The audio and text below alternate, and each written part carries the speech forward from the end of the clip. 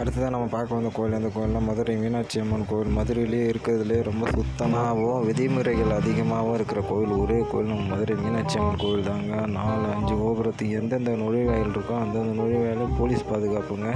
எந்த ஒரு பொருளும் நம்ம உள்ளார எடுத்துகிட்டு போக முடியாதுங்க. உள்ளார நம்ம என்ட்ரன்ஸ்லேயே செக் பண்ணி தாங்க அனுப்புவாங்க. இருக்கிறதுலே மதுரையிலேயே ஃபாரினர்ஸ், அதாவது வெளிநாட்டுக்காரங்க அதிகமாக வர கோவில் எதுன்னு பார்த்தீங்கன்னா நம்ம மதுரை மீனாட்சி அம்மன் கோவில் தாங்க.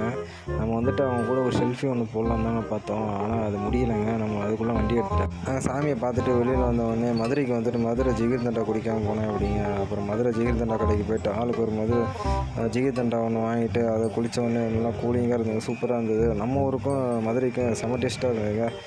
வித்தியாசம் தெரிஞ்சதுங்க. நாங்கள் அதை குடிச்சிட்டு நேராக வந்துட்டு வேனில் ஏறி திருச்செந்தூர் வந்துட்டாங்க. திருச்செந்தூர் வந்து இறங்கின உடனே முன்னாடி போர்டை பார்த்தோன்னே மனசுக்கு ஒரு இதமாக இருந்தது.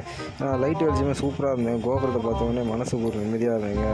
அப்படியே நேரம் உள்ளார வந்தோடனே கடற்கரைங்க. கடைக்கு வந்த உடனே குளிக்காமல் போயிடுவோமா, உடனே வந்துட்டு நம்ம உள்ளார இறங்கி குளிச்சுட்டு அதுக்கப்புறம் சாமியை போய் வரிசையில் நின்று பார்த்துட்டு வர்றதுக்கு மணி ஒரு 4 மணி நேரம் ஆச்சுங்க சாமி பார்க்குறதுக்கு. அதுக்கப்புறம் கீழே வந்துட்டு வேனுக்கு வந்துட்டுங்க.